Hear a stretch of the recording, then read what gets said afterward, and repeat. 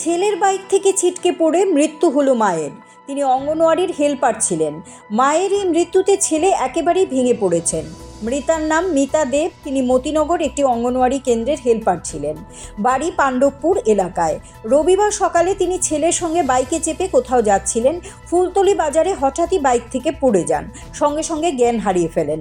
তারপর Tripura medical college হাসপাতালে নেওয়া হলে সেখান থেকে জিবি হাসপাতালে পাঠানো হয়।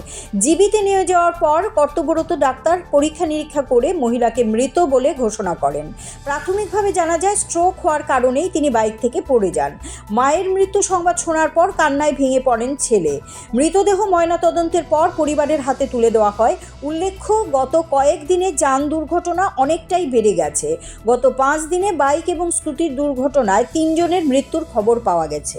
আমার স্কুলে নিয়ে যেতাম আসলাম দূরে গেছি ওইটা গেছে হঠাৎ করে না আমিও করতে পারি না ওইটা শরীর অঙ্কা এবার আমি নিজের এত উড়ুত করলাম আপাইনাল রয়েছে আপাইনারা কিচ্ছু করছে না কিচ্ছু নাই এলাকার ব্যবস্থা এবার আবার ইয়ানো লগে লগে ডান্স রয়েছি কিন্তু মা পুরা কিচ্ছু কথা কইতে না পুরা সেন্সলেস হয়ে গেছে কিচ্ছু। আপনার মা কি করে?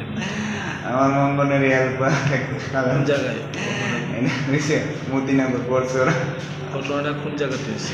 ঘটনা হয়েছে ফুলতলি বাজারে। কি নাম আপনার মা? আমার নাম হচ্ছে অনিতা ঘোষ। বয়স কত?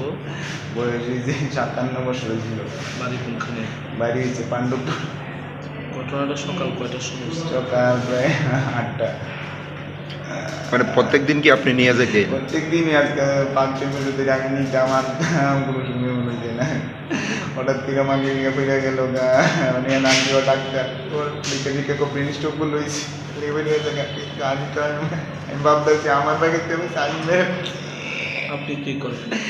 আমি না প্রাইভেট একটা কাজ করি দোকানে একটা। কোন স্কুলে আপনার মা ছিল?